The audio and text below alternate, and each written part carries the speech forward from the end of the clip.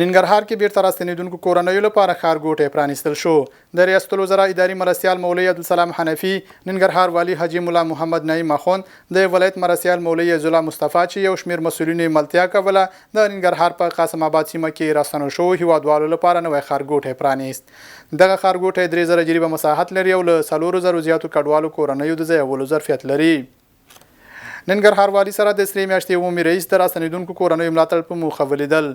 ننګرهار والي حاجي مولا محمد نعیم اخوند سره د افغاني سرې میاشتې ټولنې عمومي رئیس شیخ شهاب الدین دلاور له پاکستان څخه د راستنیدونکو هیوادوالو ملاتړ په موخه ولیدل او په دې برخه کې د خپل همکاري ډاډ وښود.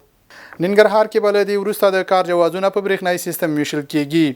له کابل وروسته ننګرهار کې د لومړي ځل لپاره دغه سیستم پرانیسته وشوه. مسؤلین وایي دغه لړۍ به نورو ولایتونو ته هم وغځول شي. په ننګرهار کې 100 بې ځایه شوو کورنیو ته د سرپناه جوړولو لپاره نغدي مرسته ورکړل شوه.